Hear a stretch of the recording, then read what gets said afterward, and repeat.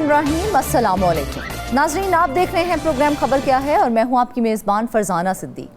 नाज़रीन, आज प्रोग्राम के पहले हिस्से में हम रुख करेंगे फैसलाबाद का, जहां पर माली साल 2024 में शुरू होने वाले मंसूबे 2025 में भी ताहाल मुकम्मल नहीं हो सके हैं।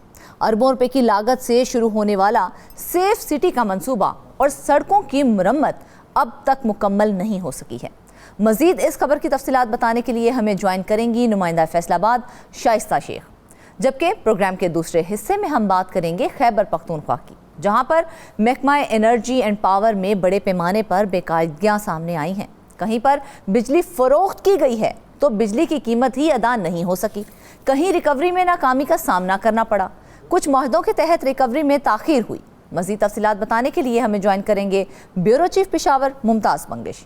जबकि प्रोग्राम के आखिरी हिस्से में हम बात करेंगे कराची की, जहां पर गैर कानूनी तामीरात के मामलात रुक नहीं सके हैं। गुज़िश्ता कई बरसों से कई शक्लों में सिंध बिल्डिंग कंट्रोल अथॉरिटी में सिस्टम नाफिज है, करोड़ों रुपए की माहाना वसूली भी होने लगी है और महकमा एंटी करप्शन ने आला सतही तहकीकात शुरू कर दी हैं। मजीद इस खबर की तफसीलात बताने के लिए हमें ज्वाइन करेंगे नुमाइंदा कराची जाहिद खोकर। तो नाज़रीन, चलते हैं आज की पहली खबर की जानिब। आपको बताएं कि फैसलाबाद में माली साल 2024 में शुरू होने वाले मंसूबे 2025 में भी मुकम्मल नहीं हो सके हैं और इसके साथ साथ अरबों रुपए की लागत से शुरू होने वाला सेफ सिटी का मंसूबा और सड़कों की मुरम्मत भी अब तक मुकम्मल नहीं हो सकी है। जबकि मनशियात बहाली मरकज़, विमेन वर्किंग हॉस्टल, जिनसी इस्तेहसाल से रोकथाम सेंटर भी तामीर नहीं हो सके हैं। अब ये सब मंसूबे ताहाल इल्तवा का शिकार क्यों हैं? तफसीलात जान लेते हैं अपनी नुमाइंदा फैसलाबाद से। शाइस्ता, सबसे पहले तो हमें ये बताइएगा कि 2024 में शुरू किए गए बेशतर तरक्याती मंसूबे ताहाल अधूरे क्यों हैं, क्या वजूहात हैं इसकी? जी बिल्कुल फरजाना, फैसलाबाद में साल 2024 साल 2025 जो कि जून में माली साल इख्तिताम पजीर हो जाएगा इसमें जो है बहुत सारे मनसूबाजात है वो मुकम्मल होना थे, लेकिन जो है हुकूमत अदम तवज्जुही के सबब जो है कुछ मनसूबाजात तो शुरू हुए लेकिन मुकम्मल ना हो सके डेडलाइन गुजर जाने के बावजूद भी।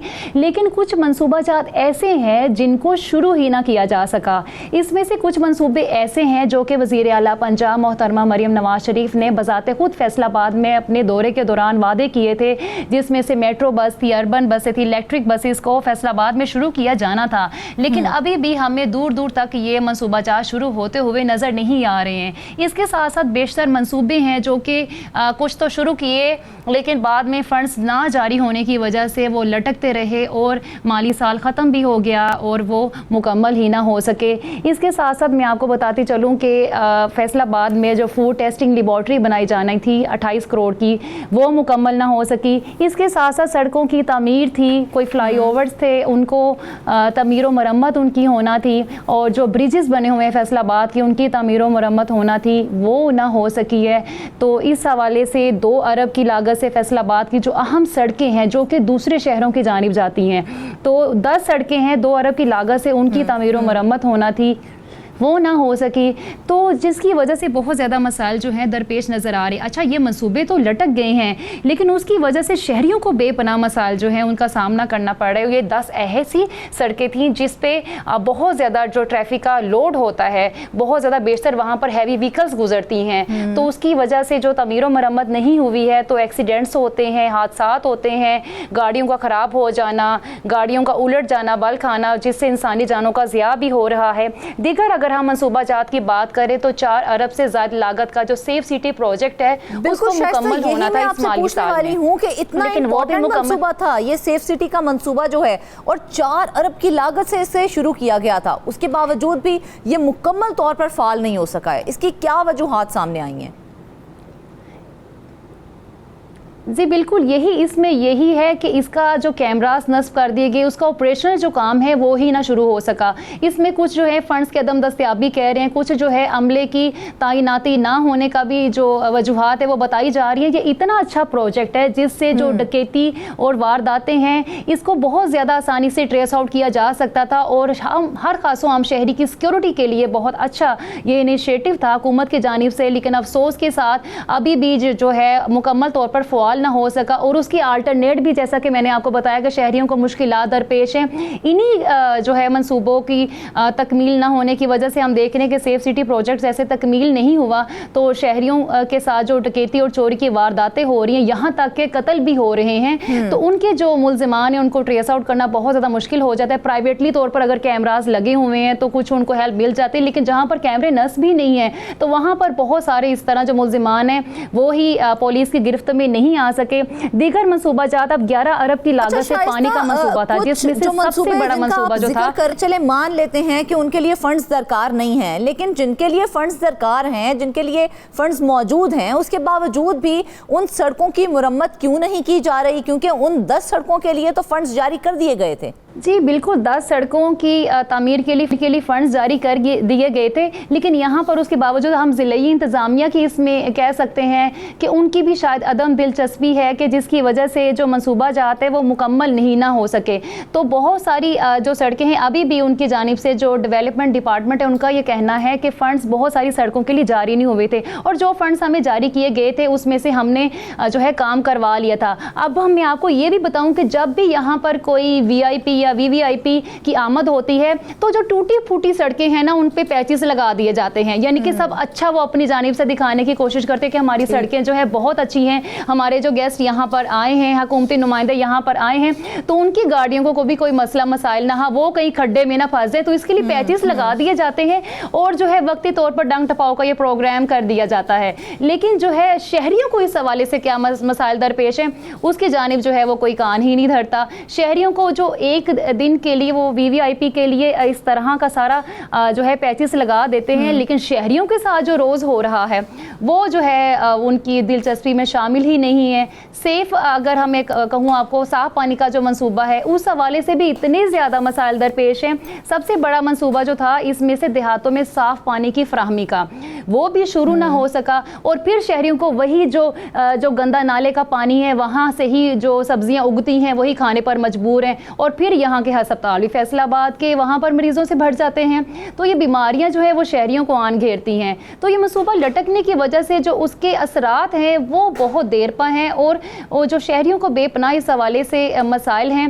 दीगर मंसूबों की अगर हमने सारे मंसूबे लेके बैठ जाए ना तो शायद सारा दिन फरजाना गुजर जाए। इतने ज़्यादा जो है मंसूबे हुकूमत की जानिब से शुरू किए जाते हैं, लेकिन अफसोस की बात है उनको पाए तकमील तक नहीं पहुँचाया जाता है। आपने सड़कों की तामीर के हवाले से हमें बताया, सेफ सिटी के हवाले से बताया, लेकिन एक और मसला है जो कि सरकारी कॉलेजेस और स्कूलों की तामीर और मुरम्मत का है। 150 से ज़ायद ये हैं स्कूल कॉलेजेस जिनकी तामीर अभी तक मुकम्मल नहीं हो सकी है, तो इसके हवाले से क्या कहते हैं, क्या मौक़िफ़ देते हैं? जी बिल्कुल, इस हवाले से भी जो है बल्कि महकमा तालीम, अगर हम स्कूलों की बात करें तो महकमा तालीम जो ज़िले महकमा तालीम है उन्होंने जो है बाकायदा की रिपोर्ट बना के भेजी थी, जिसमें सैकड़ों स्कूल ऐसे थे जो कि हुकूमती फ़ंड्स के मुंतज़िर थे। 118 से ज़ायद तो सरकारी स्कूलों की इमारतें ऐसी हैं जो कि मखदूश हैं, बच्चे जो है ख़तरों के साए तले तालीम हासिल करने पर मजबूर हैं, किसी की दीवारें गिरने वाली हैं, किसी की छतों से जो है सीमेंट वो जो है गिरता है नीचे, तो सरिये बाकायदा तौर पर नज़र आते हैं, जो लेंटर वहाँ डाला हुआ है छतों पर वो उसके सरिये नज़र आते हैं। और जो स्कूल इंतज़ामिया है वो फिर क्या करती है, जो कमरा बहुत ज़्यादा मखदूश है तो बच्चों को बाहर वो बिठा लेते हैं बरामदों में या खुले आसमान तले, सख्त गर्मी में वो दरख्तों के छांव तले बैठ जाते हैं या बरामदों में बैठ जाते हैं, सख्त सर्दी में वो इंतहाई ठिठुरती सर्दी में मैंने बजाते खुद देखा है कि बच्चे जो हैं वो ग्राउंड में बैठ के पढ़ रहे हैं। तो ये जो है बच्चों, छोटे छोटे बच्चे जो हैं प्राइमरी सेक्शन के, जो कि बहुत जल्दी बीमारियों में मुब्तला हो जाते हैं, उन तक को ये मसाइल दरपेश है। इसी तरह से सरकारी कॉलेजेस तो ऐसे हैं जिनको एज सून एज पॉसिबल मुकम्मल होना चाहिए, जिनको जो है पाया तकमील तक पहुंचाना चाहिए, तो क्या वजह है कि इन मंसूबों को मुकम्मल करने के लिए किसी की जानिब से भी कोई भी सीरियस एफर्ट नहीं की जा रही है? जी बिल्कुल, यही वजह है ना, हम जिस भी डिपार्टमेंट से जाके पूछें कि आया इसकी क्या वजह है तो यही कहा जाता है कि हमें फ़ंड्स का ही इजरा नहीं हो रहा, और अगर इनको क्वार्टरली फ़ंड्स जारी होते भी हैं तो वो जितनी इन्होंने डिमांड पेश की होती है उस हिसाब से जारी नहीं होते हैं। और स्कूलों की ये जो है सिर्फ मखदूश इमारतों का मसला नहीं है, चार दीवारी नहीं है। अब जो फीमेल स्कूल हैं वहाँ पर फीमेल असातिज़ा पढ़ाती हैं, बच्चियाँ पढ़ाती हैं, वो स्कूलों की चार दीवारी ही नहीं है। तो जो है बाहर से भी लोग, स्पेशली जो देहातों देहातों के स्कूल हैं, वहाँ बाहर से भी लोग अंदर आ जाते हैं। देहातों का जो जानवरों का गार्बेज है वो भी स्कूलों के अहाते में फेंक देते हैं, तो कभी जानवर जो हैं वो स्कूलों के अहाते में आ जाते हैं। तो बच्चे जो है अपनी सारी पढ़ाई छोड़ के जानवरों को बाहर निकालने में फिर लगे रहते हैं, पढ़ाई उनसे फिर होती नहीं है। और फीमेल असातिज़ा इस हवाले से बहुत ज़्यादा इनसिक्योर हैं, क्योंकि वो कह रही हैं कि हमारी जो जॉब प्लेस है वहाँ पर ही हमें जो है सिक्योरिटी मैसर नहीं है, और बार हाँ कहने के बावजूद भी चार दीवारी का असूल मसले का सामना नहीं है उन लोगों को, काफी मसाइल का सामना करना पड़ता है। एक तरफ जानवरों का जो है वो अंदर डाल दिया जाता है, दूसरी जानिब हमने देखा है कि कब्जा माफिया बहुत जल्दी ऐसी जगहों के ऊपर कब्जा कर लेता है। तो फिर उन जगहों को कैसे रिकवर किया जाता है, कैसे उन्हें हासिल किया जाता है? अच्छा फरजाना, मैं आपको बड़े आपने दिलचस्प एक पॉइंट रेज किया है। वाकई कब्जा का बहुत ज़्यादा इशू है, स्पेशली गांव के। आपको पता है जैसा कि जागीरदार बासर अफराद बहुत ज़्यादा होते हैं, तो सैकड़ों स्कूल ऐसे हैं जो कि सरकारी स्कूलों की अराजी पर कब्जा किए हुए हैं, और कुछ स्कूल तो ऐसे हैं कि उनके पुरखों ने सरकार को अपनी ज़मीन दे दी थी कि आप यहाँ पर अपना स्कूल बना ले। बाद में उनके बच्चे पोते या पड़पोते जो भी जवान हुए हैं वो कह रहे हैं हमें हमारी अराजी वापस करें, तो ये हमारी अराजी थी। तो इस तरह के बहुत ज्यादा इश्यूज है, और महकमा तालीम इस हवाले से बेबस नजर आता है। उस अराजी की कोई डॉक्यूमेंटेशन नहीं हुई थी कि वो लोग आके अब अपना हक जता रहे हैं उस अराजी के ऊपर? और फरजाना, ये सिर्फ गांव का इशू नहीं है, बल्कि जो मेन सिटी है वहाँ पर भी स्कूलों का इशू है इस तरह का कब्जे का।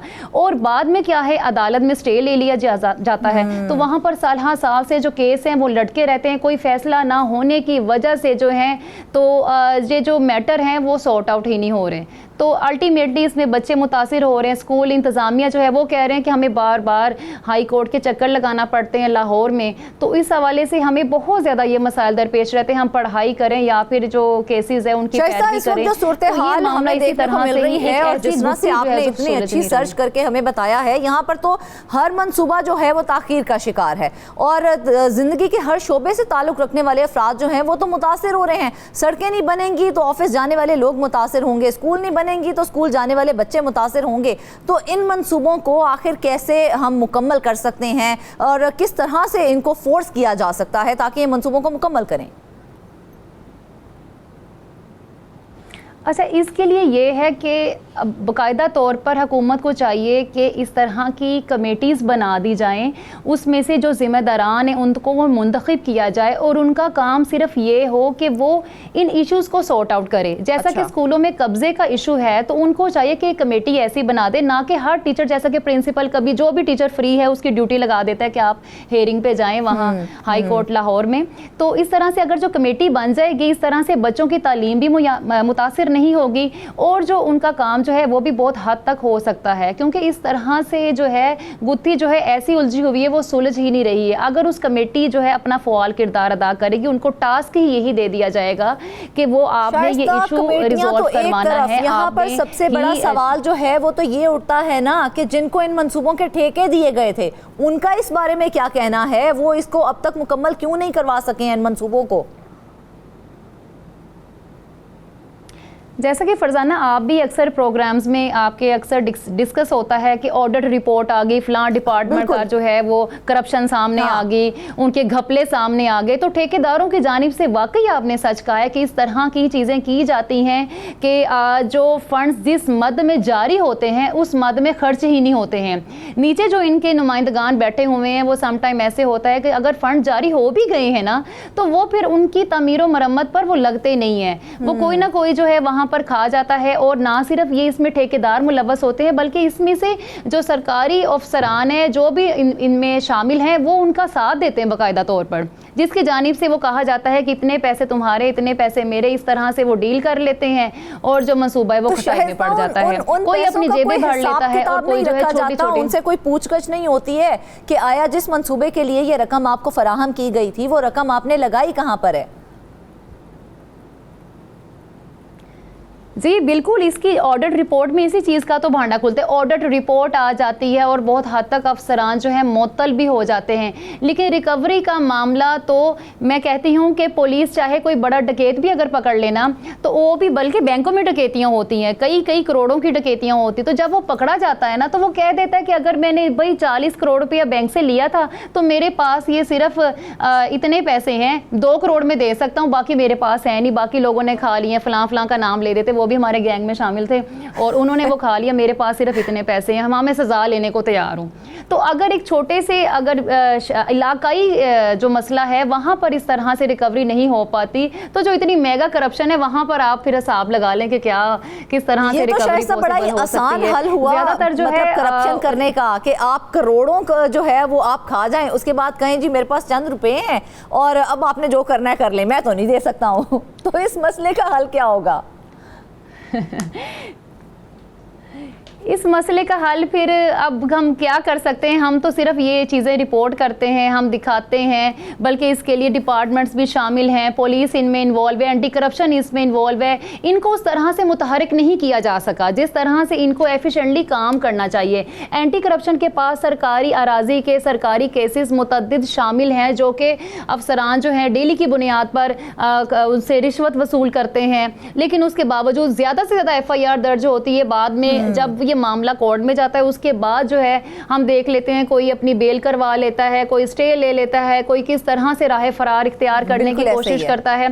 तो उस तरह से जो है एफिशिएंटली ये डिपार्टमेंट्स भी काम नहीं करते हैं। बिल्कुल शांता ऐसे ही है। जो है हम एक बार फिर से यहाँ पर ये कि इंतहाई अफसोस का मुकाम है कि इतने इतने अहम मंसूबे शुरू किए जाते हैं, आवाम की फलाह के लिए शुरू किए जाते हैं, लेकिन अफसोस की बात है कि कभी वो ठेकेदारों की नज़र हो जाते हैं और कभी वो फंड्स की नज़र हो जाती है और कहा जाता है कि फंड्स ही फराहम नहीं किए गए हैं। लिहाजा हुकूमत को सीरियस होकर इन मंसूबों को पाया तकमील तक पहुंचाना चाहिए ताकि आवाम की फलाह के लिए कोई काम हो सके। नाज़रीन वापस आएंगे ब्रेक के बाद।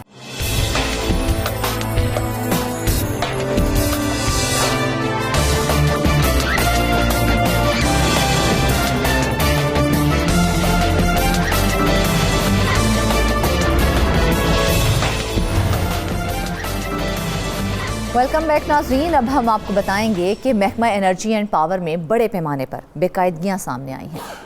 कहीं पर बिजली फ़रोख्त की गई है तो बिजली की कीमत ही अदा नहीं हो सकी, कहीं रिकवरी में नाकामी का सामना करना पड़ा, कुछ माहदों के तहत रिकवरी में ताख़ीर हुई, लेकिन ताख़ीर करने पर करोड़ों रुपए की अदायगी महकमे को नहीं की गई है। इस बारे में बात करते हैं हमारे पेशावर के मुमताज़ बंगिश से। जी मुमताज़, हमें बताइएगा कि खैबर पख्तूनख्वा में कई हाइड्रो पावर स्टेशन हैं, लेकिन ऐसे हाइड्रो पावर स्टेशन का क्या फ़ायदा जो बिजली तो बेच देते हैं लेकिन वो अपनी ही बिजली बेचने पर रिकवरी नहीं कर सकते हैं। शुक्रिया फरजाना। दरअसल खैबर पख्तूनख्वा में जो छोटे छोटे हाइड्रो पावर प्रोजेक्ट्स हैं वो काफ़ी मददगार साबित हो रहे हैं, खुसूसन उन इलाकों में जहाँ पे ये कायम किए गए हैं। इन हाइड्रो पावर का मकसद ही यही था कि ये छोटी छोटी जो इंडस्ट्रीज़ हैं वहाँ पे सस्ती बिजली फराहम करे ताकि वहाँ रोज़गार के मौके मुयसर हों और लोगों को जो महंगी बिजली है तो उससे छुटकारा मिल सके और वहाँ की जो लोकल इंडस्ट्री है वो इस पे चल सके। छोटे छोटे प्रोजेक्ट्स हैं, कोई 80 मेगावाट का है, कोई 84 मेगावाट का है, कोई 11 मेगावाट का है, लेकिन उसकी जो बिजली है वो बेची जा रही है पेस्को को मुख्तलिफ मुआहदों के तहत। जो पख्तूनख्वा एनर्जी डेवलपमेंट ऑर्गेनाइजेशन है उसकी थ्रू ये काम हो रहा है। ये एक कंपनी है जो मुख्तलिफ जो छोटे हाइड्रो पावर प्रोजेक्ट्स हैं उसकी बिजली जो है मुख्तलिफ कंपनियों को बेचती है, उसमें पेस्को भी शामिल है। मिसाल के तौर पर मच्छी हाइड्रो पावर स्टेशन है मर्दान में। ये हाइड्रो पावर स्टेशन जो है ये काफ़ी अरसे से वहाँ पे कायम है और इसने बिजली जो ये बेची जा रही थी तो ये पेस्को को बिजली इसकी बेची जा रही है और 2022 और 2023 में जो बिजली फ़रोख्त की गई उसके जो बकायाजात हैं वो अभी तक पेस्को के ज़िम्मे बकाया हैं। हुकूमत की तरफ से कोशिश तो की गई, लेकिन ये जो पीडो का इदारा है पख्तूनख्वा एनर्जी डेवलपमेंट ऑर्गेनाइजेशन, ये उसकी ज़िम्मेदारी होती है कि जितनी भी बिजली बेचे उसकी रिकवरी में भी वो अपना किरदार अदा करें ताकि उसका जो असल मकसद है इस हाइड्रो पावर का वो पूरा हो। लेकिन बदकिस्मती से पेस्को के ज़िम्मे 20 करोड़ 71 लाख रुपए के बकायाजात हैं। ये बिजली फ़रोख्त की गई और इस बिजली के जो बकायाजात हैं वो खैबर पख्तूनख्वा हुकूमत को पीडीओ के ज़रिए ना मिल सके। और यहाँ मैं फरजाना एक बात और भी बता दूँ कि इससे कबल भी इसी पावर प्रोजेक्ट के तहत जो बिजली बेची गई है उसमें ख़जाने पर 4 अरब रुपए का बोझ पड़ा था, यानी जो रिकवरी थी वो नहीं हो सकी थी, जिसके बाद बार बार पीडीओ से कहा गया कि वो रिकवरी को मुमकिन बनाएं और जो बिजली लेने वाले इदारे हैं उनके साथ ये मामला टेकअप करें ताकि ये पावर प्रोजेक्ट जो है इसका असल मकसद जो है वो पूरा हो सके। लेकिन ये मुसलसल अब भी ये मसला मौजूद है। और लेकिन मुमताज, अगर देखा जाए तो खैबर पख्तूनख्वा में मालाकंड 3 हाइड्रो पावर को बने तो 2 दिहाइयों से ज़्यादा जो है वो अरसा गुजर चुका है, उसके बावजूद वो मुकम्मल तौर पर काम नहीं कर पा रहा, तो इसकी क्या वजह है? जी बिल्कुल, आपने मालाकंड 3 पावर हाइड्रो पावर का जिक्र किया है। ये भी एक बड़ा हाइड्रो पावर है। खैबर पख्तूनख्वा में 2008 में ये मुकम्मल हो गया था और इस हाइड्रो पावर की कैपेसिटी जो है वो 81 मेगावाट बिजली इससे पैदा होती है। और इसका बुनियादी मकसद भी यही था कि ये भी इंडस्ट्रीज़ को, वहाँ के लोकल जो इंडस्ट्रीज़ है उसको ये बिजली फराहम करे। लेकिन यहाँ पे भी काफ़ी बेकायदगियाँ सामने आई हैं। मिसाल के तौर पर जिस कंपनी को ये बिजली जिस कंपनी के ज़रिए बेची गई तो 58 करोड़ रुपए, 58 करोड़ 72 लाख रुपए उस कंपनी के ज़िम्मे सिर्फ ताख़ीर से अदायगी में वाजिबुल अदा थे। यानी ये वो रकम थी जो अदायगी नहीं की गई, तो ताख़ीर के बाद जो उस पर चार्जेस आए हैं उसकी जो मालियत है वो 58 करोड़ 72 लाख रुपए थे, लेकिन वो भी अदा नहीं हो सके। मज़कूरा बिजली जो थी ये मालाकंड हाइड्रो पावर कम्प्लेक्स से दी गई थी। और सिर्फ यही नहीं, साल 2021-22 में आपने जो मालाकंड 3 हाइड्रो पावर का जिक्र किया है, इसकी बिजली फ़रोख्त की गई 2019 से 2022 तक की गई, लेकिन मुनाफा क्यों नहीं हासिल कर पा रहे हैं? मुनाफा तो किसी भी किस्म का नहीं हो रहा है यहाँ से।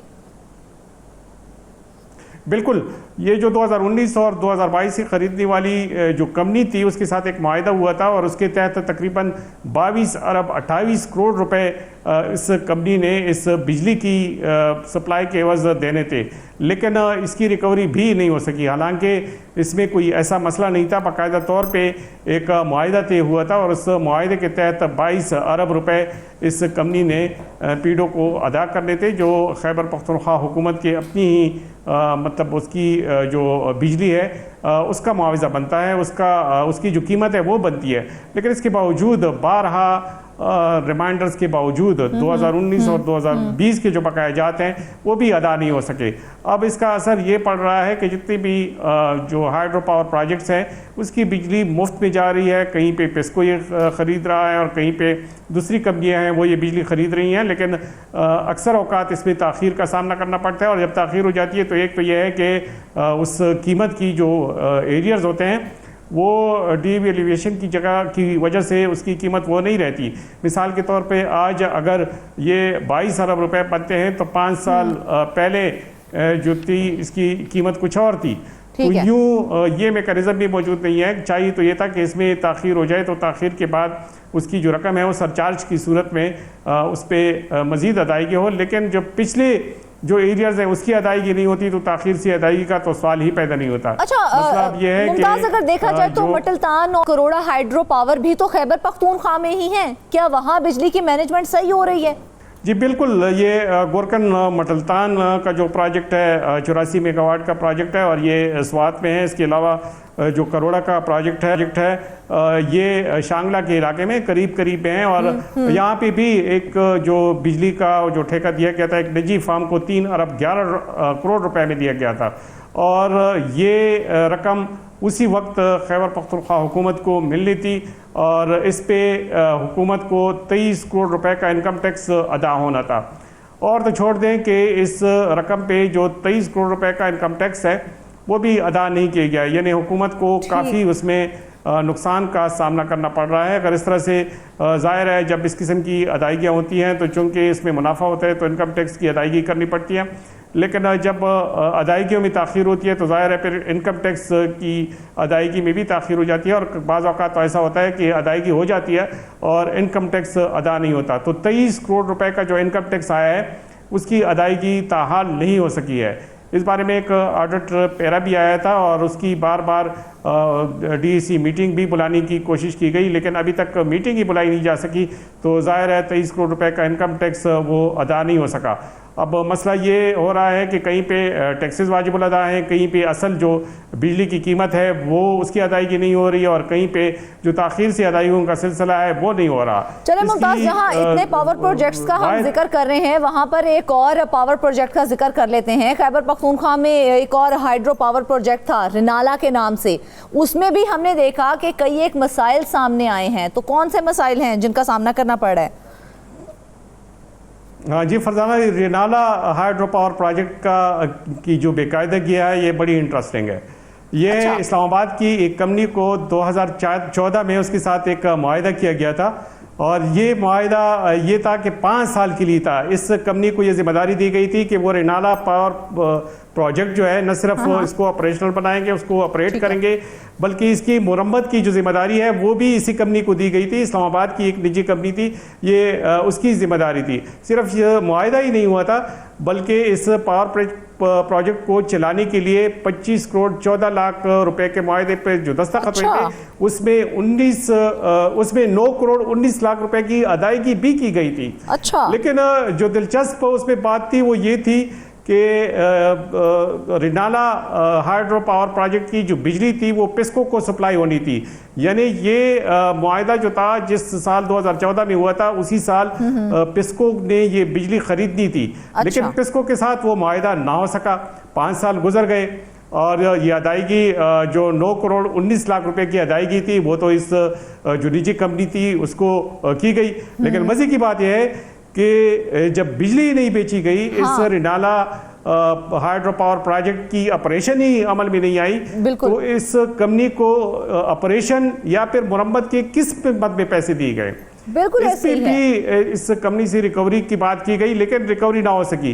बल्फाजी दीगर उससे कोई मुनाफा आया ही नहीं है, हाइड्रो पावर चला ही नहीं है, ऑपरेशन ही नहीं था। ना करने की क्या वजूहात सामने आई? जब एक स्टार्ट में आगाज ही इस बात पे हुआ था कि मुआहिदा किया जाएगा, तो मुआहिदा ना करने की क्या वजूहात सामने आई?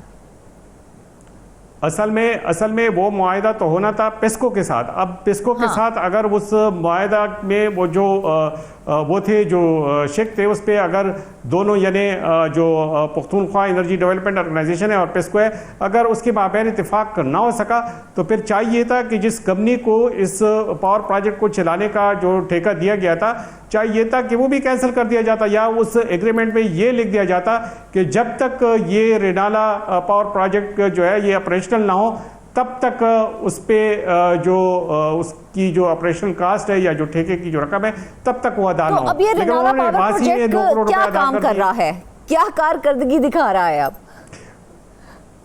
रिनाला हाइड्रो पावर प्रोजेक्ट अब भी बिजली प्रोड्यूस कर रहा है, लेकिन एक मुनाफा बख्श प्रोग्राम के तहत इस बिजली को पिस्को को बेचना था।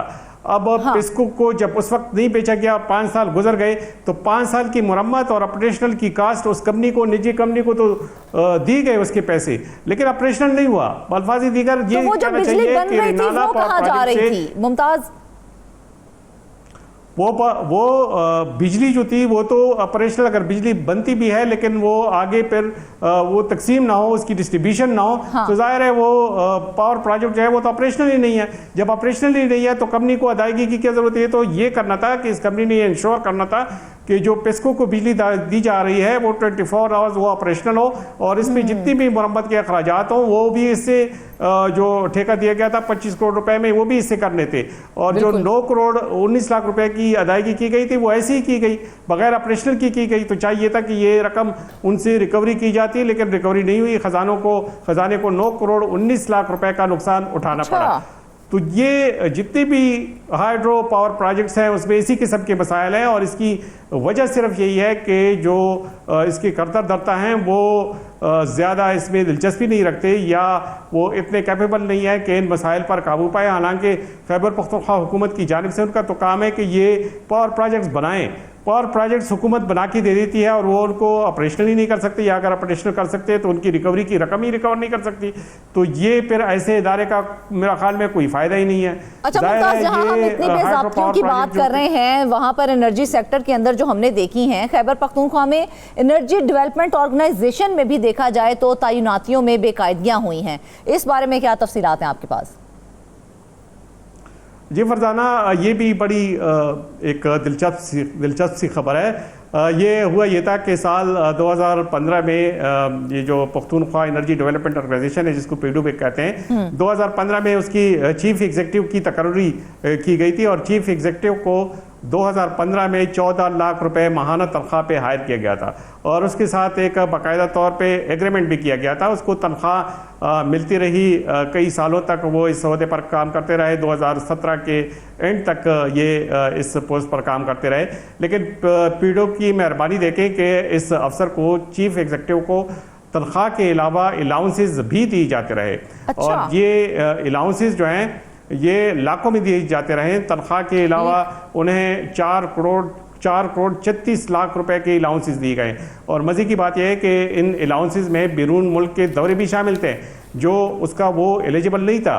ना तो उसके साथ जो कॉन्ट्रैक्ट हुआ था, ना उसमें उसका जिक्र किया गया था, और ना कोई ऐसी तहरीरी तौर पर कोई चीज़ मौजूद है कि जिसके बिना पर ये कह सके कि हाँ ये चीफ एग्जीक्यूटिव जो था, ये बैरून मुल्क जो दौरे हैं उसका ये उसके लिए ये इजाज़त थी इसकी, और या ये जितनी भी अलाउंसेस ये ड्रॉ कर रहा था इसकी बाकायदा तौर पर इजाज़त की गई, या कॉन्ट्रैक्ट में कोई इस किस्म का जिक्र, लेकिन कोई भी ऐसी चीज़ नहीं थी। इसके बावजूद उन्हें 4 करोड़ 36 लाख रुपए के अलाउंसेस दिए गए। और यहाँ मज़े की बात यह है कि ये जो चीफ एग्जीक्यूटिव है, इनकी तैनाती के खिलाफ पेशावर हाई कोर्ट में एक पिटीशन दायर की गई और पेशावर हाई कोर्ट में ये फैसला आया कि जो चीफ एग्जीक्यूटिव की तैनाती है ये बिल्कुल गैर कानूनी है। अच्छा। और फौरी तौर पर उस चीफ एग्जीक्यूटिव की असामी को पेशावर हाई कोर्ट ने खाली करार दिया था।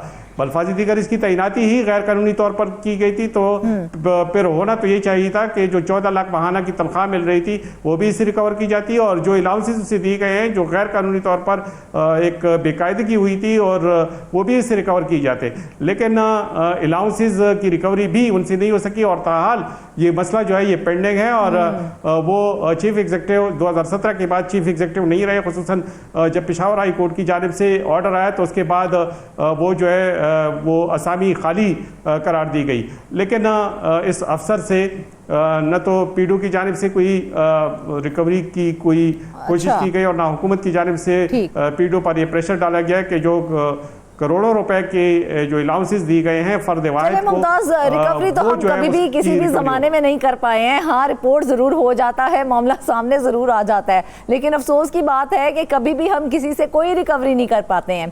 खैर, ये सारी बातें तो एक तरफ, जिस तरह से आपने जिन पावर प्रोजेक्ट्स का जिक्र किया है, अगर देखा जाए तो खैबर पख्तूनख्वा में मज़ीद इस किस्म के और भी बहुत से छोटे पावर प्रोजेक्ट्स बन रहे हैं, लेकिन अगर उनका भी यही हाल है तो फिर ऐसे प्रोजेक्ट्स बनाने का फ़ायदा क्या है?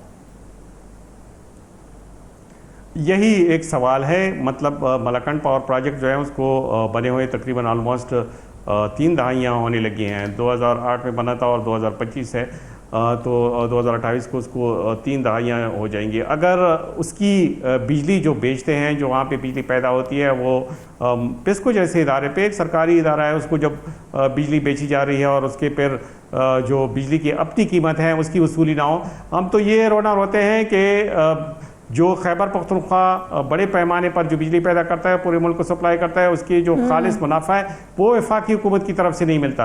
लेकिन इधर तो सूरत हाल ये है कि जो पेशावर की जो कंपनी है उसको जो बिजली बेची जा रही है वो तो उससे भी रिकवरी नहीं कर सकते। तो फेडरल गवर्नमेंट से जो अरबों रुपए की रिकवरी है वो कैसे होगी?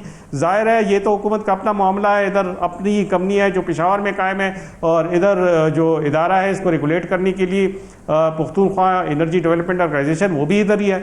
उसके नाम तो बदल रहते हैं, कहीं सरहद एनर्जी डेवलपमेंट अथॉरिटी हो जाती है, कभी पख्तूनख्वा एनर्जी डेवलपमेंट ऑर्गेनाइजेशन के नाम दे देते हैं और उसमें एक जदत लाने की कोशिश करते हैं। लेकिन इनकी सोच और इनकी कारकर्दगी वही है जो 20-25 साल आज पहले भी की जो जीरो है, कारकर्दगी थी, इसमें कारकर्दगी कोई आज तब्दीली भी नहीं है। जीरो है मुमताज इनकी। लेकिन देखा जाए तो धड़ाधड़ पावर प्रोजेक्ट्स बनाए जा रहे हैं, लेकिन अफसोस की बात है कि एक भी प्रोजेक्ट जो है वो अपना काम पूरा नहीं कर रहा है। अगर ये तमाम प्रोजेक्ट्स फाल हो जाएं, काम करना शुरू कर दें, तो जो बिजली की कमी का सामना हमें देखना पड़ता है, और ख़ास तौर पर समर सीजन में, तो हमें ये इन प्रोजेक्ट से कितना फ़ायदा हो सकता है और बिजली की कमी को किस तरह से पूरा किया जा सकता है? जी बिल्कुल, अगर हुकूमत चाहे तो इन प्रोजेक्ट को और भी दूसरी कंपनियों के साथ इसके मुआहदे अगर तय कर ले, तो मेरा ख्याल है आज जो बिजली की कीमत है तो पुरानी कीमतों पे इन्होंने जो मुआहदे किए हैं उसके तहत चल रहे हैं और बिजली सप्लाई कर रहे हैं। आज जो बिजली की कीमत देखें तो ये छोटे हाइड्रो पावर प्रोजेक्ट से ये इतना कमा सकते हैं कि उस पर मजीद हाइड्रो पावर प्रोजेक्ट जो है वो बनाए जा सकते हैं। अब तो छोटे छोटे इन्होंने छोटे लेवल पे हुकूमत की तरफ से छोटे छोटे गाँव में इस किस्म के प्रोजेक्ट बन रहे हैं और उन प्रोजेक्ट के तहत जो मकामी जो विलेजेस हैं उनको बिजली सप्लाई होती है। ये तो इंडस्ट्रियल बिजली जो है कमर्शियल बुनियादों पर ये सप्लाई कर रही थी, और आज अगर इस किस्म के प्रोजेक्ट्स बन जाए और मुख्तलिफ इलाकों में, जिस तरह इस बात में शांगला में और मलकंड में ये प्रोजेक्ट बने हैं, मरदान में मचई जो बिल्कुल ऐसे ही है। अगर इसी तरह से छोटे पावर प्रोजेक्ट्स इन्होंने बनाने हैं और उन्हें फॉल नहीं करना, तो फिर क्या फ़ायदा ऐसे प्रोजेक्ट्स का? हुकूमत को चाहिए कि इन तमाम पावर प्रोजेक्ट्स को फाल किया जाए ताकि बिजली की कमी का जो सामना है उससे हमें छुटकारा मिल सके। वापस आएंगे ब्रेक के बाद।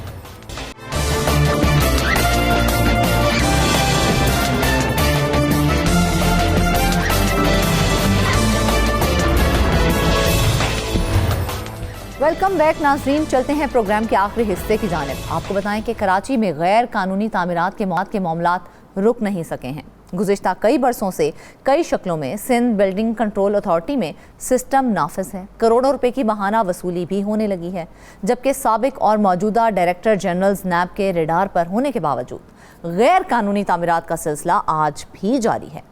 सिंध बिल्डिंग कंट्रोल अथॉरिटी के अफसरान की मिली भगत से शहर भर में रिहायशी प्लॉट्स को कमर्शियल में तब्दील करने, गैर कानूनी पोर्शंस और गैर कानूनी फ्लोर्स डालने का कारोबार अरूज पर पहुंच चुका है, और महकमा एंटी करप्शन ने आला सतही तहकीकात भी शुरू कर दी हैं। मजीद इस खबर की तफसीलात बताने के लिए हमें ज्वाइन किया नुमाइंदा कराची जाहिद खोकर ने। जाहिद, सबसे पहले हमें ये बताएं कि सिंध बिल्डिंग कंट्रोल अथॉरिटी में क्या मामला चल रहे हैं, और महकमा एंटी करप्शन की जानिब से जो आला सतही तहकीकात शुरू की गई हैं उसकी तफसीलात भी बताइए। जी बहुत बहुत शुक्रिया आपका। और ये सिंध बिल्डिंग कंट्रोल अथॉरिटी में करप्शन के मामलात कोई नए नहीं हैं, और इस तरह की जो कहानियाँ हैं वो मंजर आम पे आती रहती हैं, और मुख्तलिफ जो इशूज़ हैं, स्कैंडल्स, वो भी आते रहे हैं। हमेशा इसी तरह से होता है, और इस वक्त भी कि जो मामलात हैं वो कोई ख़त्म नहीं हुए हैं या ख़त्म होने का नाम नहीं लेते हैं। मुख्तलिफ शक्लों में, मुख्तलिफ सूरतों में, और मुख्तलिफ जो लोग हैं इसको जो है इस सिस्टम को चलाते हैं, और इस वक्त भी यही सिस्टम राइज है जिसके तहत ये तमाम शहर भर में गैरकानूनी तामीरात हो रही है। जो रिहायशी प्लॉट्स होते हैं उन पर कमर्शियल प्लॉट्स बनाने की मंजूरी दी जाती है, जो पोर्शंस होते हैं उनको जो है गैरकानूनी तौर पर डालने की मंजूरी दी जाती है। और ये एक ऐसा सिस्टम है कि हर ज़िले के अंदर ये करोड़ों रुपए की मंथली जो है कलेक्ट होती है और फिर सिस्टम में जाती है, फिर अफसरान जो हैं उसमें भी उनका हिस्सा पति जाता है, और असल जो लोग हैं जो इस इदारे को चलाते हैं, जिसको सिस्टम का नाम दिया जाता है, वो ना किसी जो है अवामी ओहदे में होते हैं, बल्कि वो प्राइवेट कुछ लोग होते हैं, अपनी मनपसंद अफसरान की तकर्री करवाते हैं और उनके ज़रिए ही तमाम मामला चलाए जाते हैं। ये जो मामला हैं, एक साबिक जो डायरेक्टर जनरल थे उसके बाद जो बैरून मुल्क फरार भी हो गए, अब वापस वतन आ चुके हैं। नस्ला टावर के हवाले से जब इशू स्कैंडल हाईलाइट हुआ था उसके बाद, तो उससे लेकर इस वक्त तक कोई हमें याद नहीं है कोई ऐसा डायरेक्टर जनरल आया हो जो बिल्कुल इदारे की अच्छाई के लिए जिसने कोई काम किया हो। जो भी डायरेक्टर जनरल मुकर्रर किया जाता है वो सिस्टम के तहत होता है, और उसी सिस्टम के तहत ये कलेक्शन होती है। अब आते हैं महकमा एंटी करप्शन की इंक्वायरी की जानिब। महकमा एंटी करप्शन की जानिब से खास तौर पर ज़िला ईस्ट के हवाले से एक आला सतही तहकीकात शुरू की गई है, ज़िला ईस्ट में क्योंकि पूरे शहर में भी इस तरह के गैरकानूनी तामीरात होती हैं, मगर ज़िला ईस्ट के अंदर ऐसे मामलात हैं कि सिस्टम जो है उसका कंट्रोल ज़्यादा होता है। वहाँ पर जितने अफसरान हैं उनकी तकर्रुर तबादले, director, deputy director, assistant director, वो सिस्टम के तहत होती है, वही फिर कलेक्शन करते हैं। इसलिए ईस्ट के अंदर ये मामला ज़्यादा हैं। ऐसे दर्जनों प्लाट हैं जो इस जो नोटिस जारी किया गया है director east Sindh building control authority को, उसमें मेंशन कुछ प्लाट्स किए गए हैं, मगर ऐसे सैकड़ों प्लाट्स हैं जो गैरकानूनी तौर पर उनको या तो रिहायशी प्लॉट्स से उनको कमर्शियल में तब्दील किया गया है, या पोर्शन से उनको डालने दिया जाता है, या इजाफी फ्लोर जो होते नंबर हैं जाहिद जिनके खिलाफ तहकीकात की जा रही है, यानी कि वो तमाम रेजिडेंशियल प्लॉट्स से जिन्हें कमर्शियल में तब्दील किया गया है? जी बिल्कुल, ये काफ़ी इसमें फहरिस्त सैकड़ों प्लॉट्स हैं, मगर जो इस लेटर में मेंशन किया गया है उसमें उसके कुछ जो प्लॉट्स नंबर हैं वो आपको ज़रूर बताएंगे कि मोहम्मद अली सोसाइटी में ब्लॉक 2 में 8/7 जो है बी ये प्लॉट नंबर है, और इसी तरह से PCH में एक प्लाट 342 है, बहादुराबाद चिंग कॉरपोरेट सोसाइटी में प्लॉट नंबर 148 है, और इसी तरह से बहादुराबाद की दूसरी जो सोसाइटी है उसमें प्लाट 7/8 है, कॉरपोरेट हाउसिंग सोसाइटी में प्लाट नंबर 84 है, और इसी तरह से जो दीगर इलाके हैं जिसमें PCH का प्लॉट नंबर 98 है, और MCH आदम जिसमें प्लॉट नंबर 177 है, ब्लॉक 3 है, ये PIB कॉलोनी है, और मुख्तलिफ प्लॉट्स हैं जिनको इन्होंने मेंशन किया गया है। प्लॉट नंबर 334 है, शरफाबाद में है, और शरफाबाद के प्लॉट नंबर 172 हैं, और MCH शरफाबाद में प्लॉट नंबर 203 है, ब्लॉक 3 है, और शरफाबाद में दीगर भी ऐसे प्लॉट्स हैं। ये प्लॉट्स ऐसे हैं कि रिहायशी हैं, इनको कमर्शियल में तब्दील किया गया है। अच्छा। और मिसाल के तौर पे 3 फ्लोर की इजाज़त दी हुई है नक्शे के तौर पर, उनको जो है वो 4 फ्लोर 5 फ्लोर जो है बनाने की इजाज़त दी गई गैर कानूनी तौर पर। इसी तरह से ये जो इजाफी फ्लोर्स डालने वाला काम है, उनको फ्लोर्स एक तो इनमें पैसे ज़्यादा होते हैं, दूसरा ये है कि रिहायशी जो प्लॉट्स हैं उनको कमर्शियल में तब्दील किया जाता है। इसीलिए जो लेटर लिखा गया है महकमा एंटी करप्शन की जानिब से, उसमें यह कहा गया है कि जो प्लॉट नंबर मेंशन किए गए हैं इसका रिलेवेंट रिकॉर्ड फराहम किया जाए। जिस तरह से जो है इसमें कहा गया है कि कंप्लीट करेस्पॉन्डेंस जो है इन फाइलों की वो हमें इसका रिकॉर्ड फराहम किया जाए, टाइटल डॉक्यूमेंट्स जो होते हैं उसका रिकॉर्ड फराहम किया जाए, और इसी तरह प्रपोज्ड लेआउट प्लान होता है, और अप्रूव्ड बिल्डिंग प्लान और रिवाइज्ड प्लान, अगर रिवाइज की हो जाता है किसी बिल्डिंग में तो उसका भी रिकॉर्ड उन्होंने तलब किया गया है, और प्रेजेंट फिजिकल स्टेटस है वो भी होता है, कंप्लीशन प्लान होता है। ये टेक्निकल चीज़ें हैं, अगर ये फराहम की जाती हैं तो इन अफसरान के खिलाफ बड़ी पैमाने पर कार्रवाई जो एक अरसा दराज से हम देखते आ रहे हैं कि क्या वजह है कि इतने अरसे से सिंध बिल्डिंग कंट्रोल अथॉरिटी में सिस्टम मुख्तलिफ शक्लों में देखा जाए तो मुख्तलिफ लोगों की सरपरस्ती में चल रहा है। आखिरकार इसको रोकने वाला कोई तो होना चाहिए, क्यों नहीं रोक पा रहे हैं? जी बिल्कुल, नज़र नहीं आ रहा है कि कोई इसको रोक पाएगा, या किसी में रोकने की हिम्मत है, या कोई इदारे जो हमारे हैं वो भी इस हवाले से कोई एक्शन ले लें। बदकिस्मती की बात है, हम देखते हैं कि मुख्तलिफ तहकीकातें जो होती हैं मुख्तलिफ इदारे इस हवाले से करते हैं, मगर उसका कोई नतीजा जो है हमें नज़र नहीं आता। अगर किसी के खिलाफ कोई कार्रवाई होती भी है तो ऐसा होता है कि उसके बाद इस तरह बंदा सोचता है कि अब इसके बाद कोई कार्रवाई नहीं होगी, अब करप्शन रुकेगी, मगर ऐसा कोई मामला हमें नजर नहीं आता। मैं आपको कुछ जो है ना जो कुछ फिगर्स बता दूं कि महकमा एंटी करप्शन के अंदर इस वक्त जो तमाम महकमे हैं उनकी जो पेंडिंग्स, जो हमें ज़राए ने बताया कि पेंडिंग्स जो इंक्वायरीज हैं वो 12,000 हैं। उसमें से 25 जो इंक्वायरीज हैं वो सिंध बिल्डिंग कंट्रोल अथॉरिटी की हैं, और अभी तक वो इंक्वायरीज तो चल रही हैं, मगर उसके जो कोई नतीजा जो सामने नहीं हमें नज़र आ रहा है। कुछ अर्सा कबल भी महकमा एंटी करप्शन की टीम गई थी वहाँ पर सरप्राइज विजिट करने सिंध बिल्डिंग कंट्रोल अथॉरिटी में, मगर उनको इतने बाअसर ये सिस्टम के लोग हैं कि वो जो अफसरान थे उनको फौरी तौर पर वापस कराया गया। ना सिर्फ वापस कराया गया, मगर अपने ही महकमे के जो अफसरान हैं उन्होंने उनकी जो है तज़हीक की, और उनका जो प्रोफेशनल ड्यूटीज़ हैं उनको अदा करने से रोका गया। तो ये सिस्टम इतना बाअसर है कि उनके खिलाफ कोई कार्रवाई अगर करना भी चाहे तो भी नहीं होती है। तो इसी तरह से भी जैसे मैंने आपको बताया था कि इतनी 2500 इंक्वायरीज मौजूद हैं।